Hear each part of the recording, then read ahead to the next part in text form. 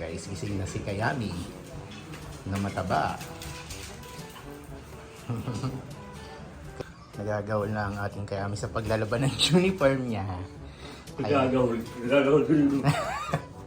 Nagsasandok na po si Papa din ng kanin. At ito na po yung ating finished product. Ito po yung ating piniritong galunggong to, no? Piritong galunggong. At saka po yung ating sinabawang pakbet. Nagkaroon ng sabaw. Bounce.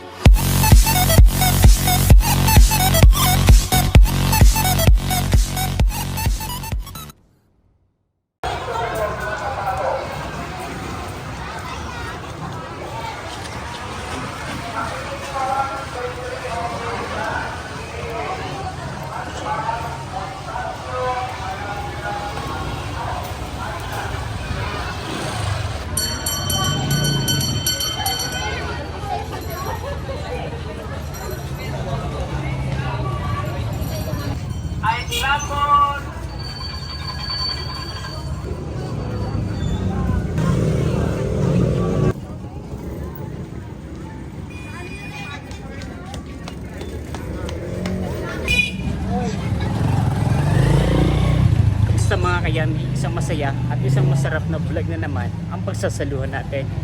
For today's episode ay naglalakad po tayo. Nandito tayo ngayon sa labas ng ng school ng Katmon.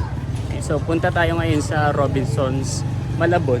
So rest day natin today, pero kailangan natin pumunta sa store dahil magpapapalit po tayo ng pera. So mag-i-encash tayo ng cheque. So yung cheque kasi lagi kong iniiwan sa store. Yan, bali po yung mga cheque na ini-issue po ni client ay hindi ko naman po agad talaga napapapalitan. So napapapalitan ko lang po yun during my free time. Yun, usually ganito kapag rest day ko po. And so iniiwan ko lang po yun sa store kasi kapag nasa bag ko lamang po ay pwede po itong masira, lalo na kapag bigla tayong inambutan ng malakas na ulan, pwedeng mabasa.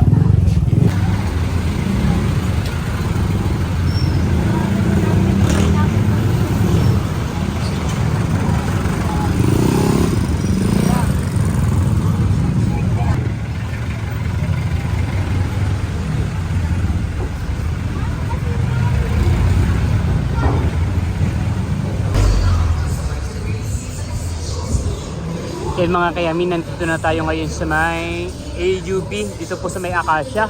At meron po pala ditong bagong store. May bagong outlet dito, Mr. DIY. So hindi ko alam kung kailan ito nag-open, bumulaga na lang ito ngayon. So nakakatuwa, meron na pala rito Mr. DIY. At dito po yan sa may Governor Pascual. Mga Kayami, so bali nandito na po ulit tayo ngayon sa Robinsons Malabon. Napapalitan ko na po yung cheque. So naging na siyang cash. So naki-wifi lang ako dito sa may store kasi kailangan ko pong mag-create ng barcode para po i-deposit natin sa GoTime yung ating cash. So paikot-ikot yung pera, no. So kailangan kong ilagay sa ating e-wallet kasi magbabayad po tayo ng kuryente, ng tubig, yun. Tapos ay insurance. So kulang pa yung pera, pero antayin natin yung sahod. So unahin natin yung kuryente tsaka yung tubig. Ayun, so punta na po tayo at papasok na tayo sa supermarket. Let's go.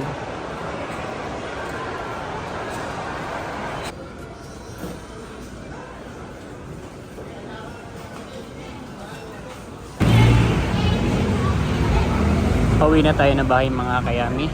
At sasakay na lang tayo ng jeep tsaka sidecar kasi napakainit po.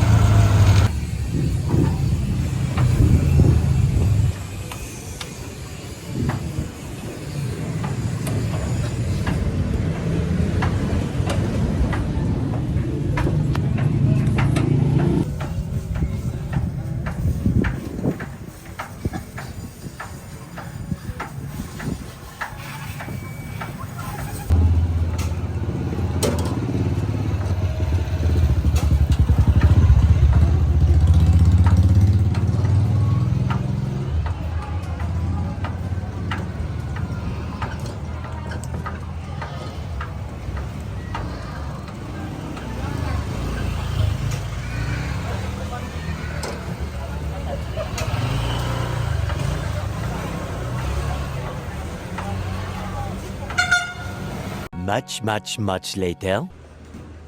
Good day mga kayami. Ayun at pagmemerienda na tayo. Nagtimpla tayo ng kape at meron tayong banana cue.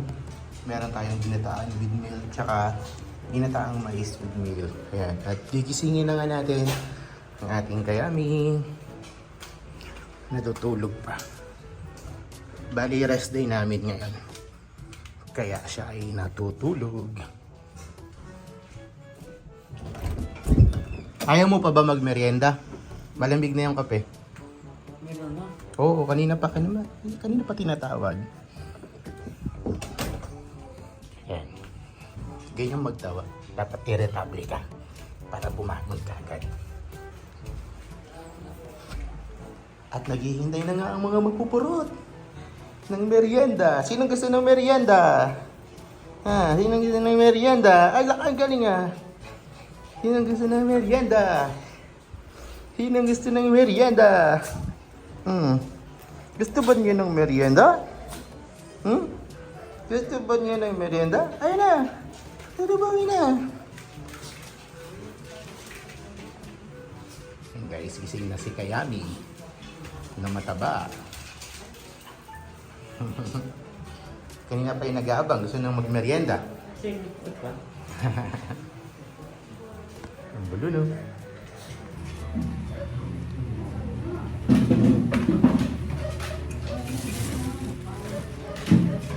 So itong ano? Wala pa mo may pinapatalan.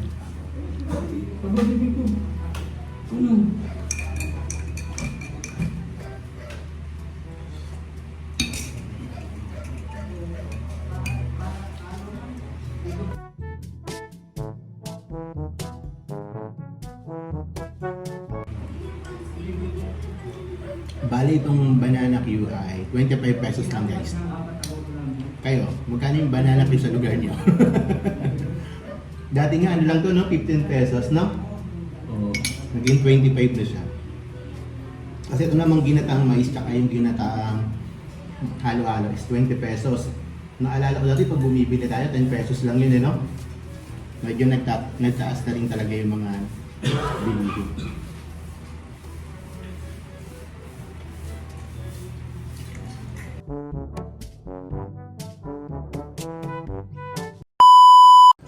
Ayan mga kayami at katatapos na natin magmerienda. At dahil hapon na nga, ayan, nagagawal na ang ating kayami sa paglalaban ng uniform niya. Nagagawal. Ano pala to? Tinan mo, parang kumukupas. Ay, kumukupas. Ay, ito na nga ba? Hindi quality yung uniform. Wow. Porkit, kumukupas hindi quality. Baka mamaya mahawa yung ano. Pantalon, wala nang magagawa. Nakakanga doon eh. Ito naman igugusutin lang natin kasi hindi naman ako madumi sa dami. Dalawang beses ko lang nasuot yung pantalon. So ano naman siya. Konting gusot na. Bali, ang maganda lang sa pag may uniform na ay hindi ka na mahihirapan mag-isip ng susuotin mo araw-araw. Tama. Ang mahirap lang dyan na part, yung palagi kang maglalaba. Parang kada makalawa kailangan natin maglaba. Ayan guys, at habang naglalaba ang ating kayami ay mamamalengke naman ako. Dahil magluluto tayo ng Secret. Di ba lang? So ngayon mga kayami ay pupunta tayo ng palengke na nga at bibili tayo ng pwede nating ulamin. Parang nagkikrib ako ngayon sa gulay kaya baka magpakbet tayo tsaka piritong isda. Tara, bali titingin muna tayo ng mga isda na pwedeng pirito. Malaki pala mata mo, Day. Mga pusit tsaka hipon. Masag. Paubos ng pipino, paubos na. Alam mo, isda. Isa yung yung goldfish. Goldfish. 70, 60, 50.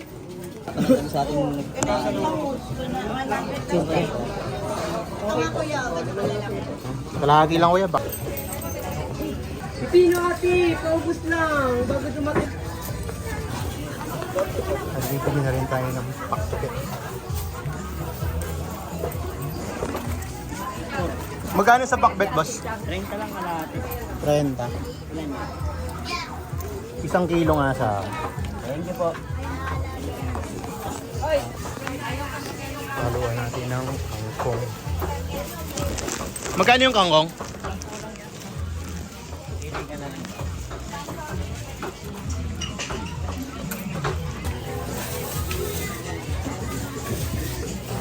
Thank you. Sorry. Wala. Parang naparami yata yung pakbet na binili to. Ang kilo. Tapos bibili tayo ng baboy. Halagang 100 lang. Ay, dito na rin na. Yung mga kalate ba? Kalate ba na yun? Yung kalate. Masaba na nga. Ayan guys, nakabili na rin tayo ng baboy. Ito yung isdang nabili natin. Ito ay 120 pesos. Ang target sana natin bibili na tag 50 pesos lang na galunggaw. Pero napunta tayo sa 120. Tapos itong baboy natin na panglalahok sa pakbet ay 87 pesos lang ata to. Tapos bumili rin tayo ng bawang, halagang 7 pesos. Tapos yung pakbet, parang ang dami ng pakbet o sakto lang. Sakto lang yun. Bali 1 kilo siya. 60 pesos.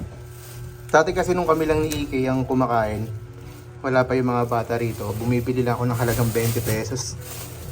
Tapos bumili tayo ng sibuyas, halagang 10 piso. Tapos magdadagdag tayo ng kangkong. Yan. At mamaya nga ilulutuin na to ni Ike. Pero lilinisin muna natin at hugasan pati yung isda, aasinan na natin para okay na siya mamaya at lulutuin na lang. Puso'y kumakabang, sana'y matapos na di makapag-umpisa. Ngunit kahit nais kong magpilitin, di lang kayang ibigin. Ay mga kayami, so medyo okay tayo.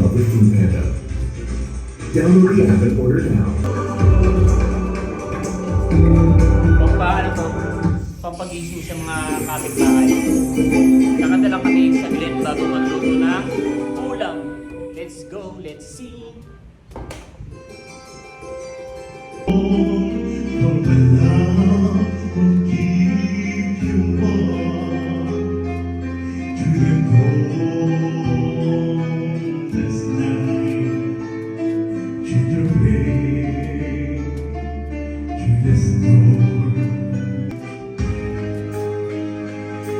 When tears are in your eyes, and you feel like you wanna cry, we stumble and fall, and be stronger to lean on. All you have to do is call. And now we do, and every step you make, and every hope you take, don't be afraid to follow your dream. For my love will see you through. Medyo kulang ka sa dynamics ng kanta. Yung diction mo nawawala.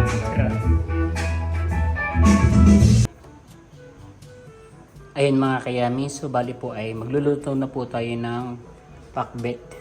Yun. So ang isasahaw po natin sa pakbet ay ito pong pork. Yun. So ito na po yung mga ingredients na kasali. Tapos ay magpiprito po tayo ng isda. Ipapartner po natin dito sa may pakbet. Bali dito po sa kabali, dito po tayo magpiprito ng isda.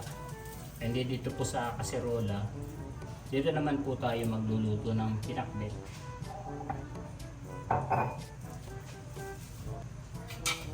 Manghihingi lang po tayo ng mantika dito sa kabila. At tayo po ay magigisa na ng bawang at sibuyas.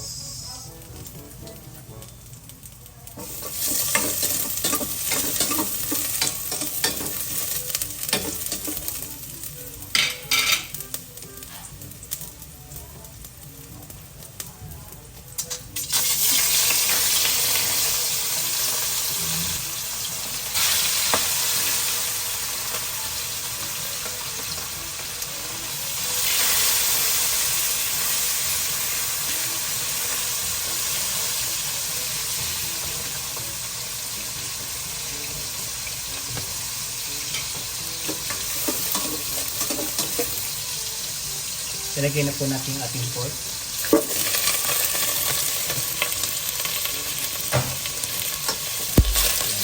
Bali ay isasangkot siya na po natin.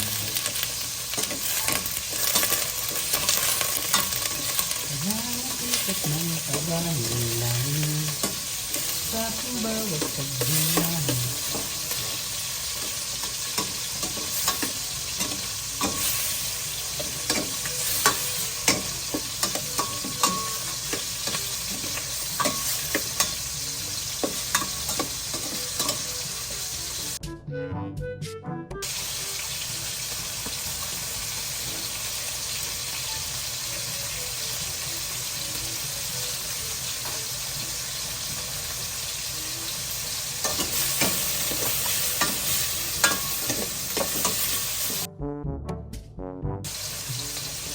Nakalimutan daw pong bumili ni Papa din ng bagoong. Masarap po sana nito ay may bagoong. But since wala, move on na tayo. Lalagyan na po natin ng gulay.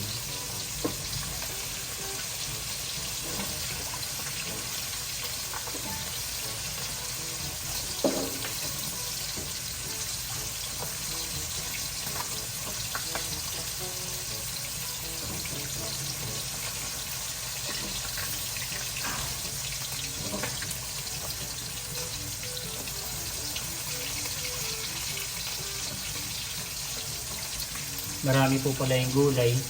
Parang maliit po yung ating kasirola.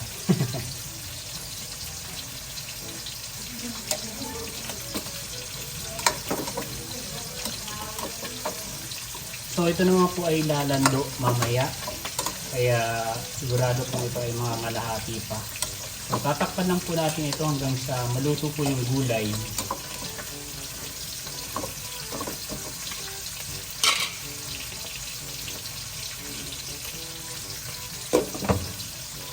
Habang niluluto po natin yung ating pakbet, pinapalambot po yung ating gulay, ay dire-diretso naman po natin itong pagpiprito ng isda. So bali dalawang salang naman po yan. Bali 3 piraso lang po kasi yung isda. Yatig po nakapares nitong ating pakbet.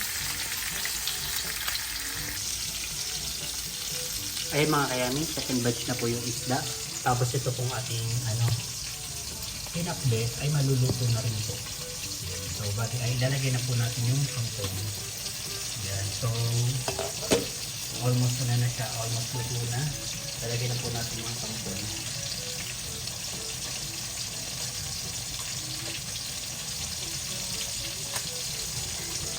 Yan. At ito po ay atin lang uling tatakpan hanggang sa maluto. At pwede na po tayong kumain.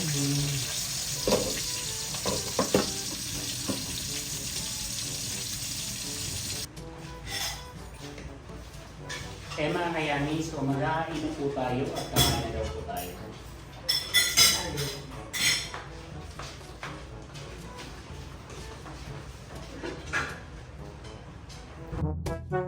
Nagsasandok na po si Papa din ng kanin. At ito na po yung ating finished product. Ito po yung ating piniritong galunggong to, no? Piritong galunggong at saka po yung ating sinabawang pakbet. Nagkaroon ng sabaw.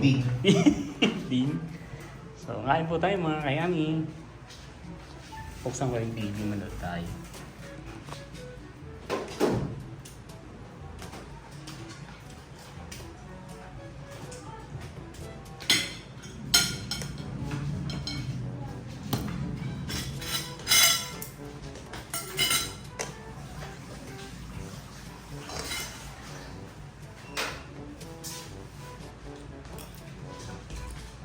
Matabang?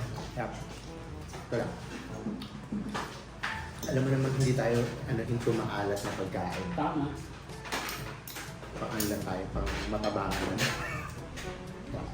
Parang dininding nga siya. Gato yung lasa ng dininding. So ayun guys, ini-invite ko kayo ulit tayo mga hindi pa nakakasubscribe sa YouTube channel ko. Kaya nag-upload tayo ng mga kwento, ng mga istorya, ng mga kwento ng pag-ibig na magpapaluha, magpapagigit, magbibigay ng aral sa puso nyo. Ayan, may bago tayong upload ngayon, 5 episode yon, yung kwento ng bago maubos yung oras. Ayan, napakaganda ng istorya na yun para Para hindi makatotohanan sa ganda. Ayan guys, subaybayan nyo guys, subscribe nyo, pakisuportahan na lang din. Ayan.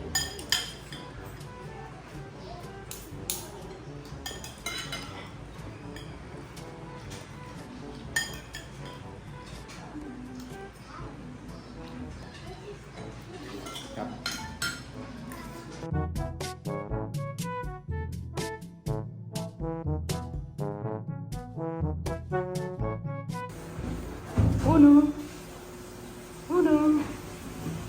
Mga kayami, so bali ay yung ating mga alagang puppies naman po ang kumakain ngayon.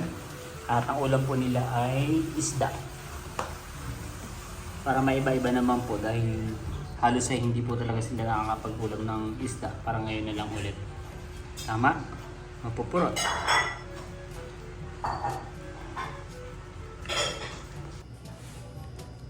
Ayun mga kayami, so tahimik na po ang kapaligiran dahil mag-aalas 12 na po ng ating gabi. So naging makabuluhan naman po ang maghapon natin ngayon at marami po tayong na-accomplish. Yan, so pinaliguan ko po kanina yung mga baby natin bago tayo pumunta sa bangko. So hindi ko na po na video dahil nagmamadali po ako kanina. Yan, so dito muna po tatapusin ang vlog na to. Again, maraming salamat po sa lahat ng patuloy na nanonood at sumusuporta, hindi naman sa aking channel kundi sa buong Team Hitik. Hanggang sa muli para sa isa na namang masaya at masarap na vlog. Good night, Luna! Good night!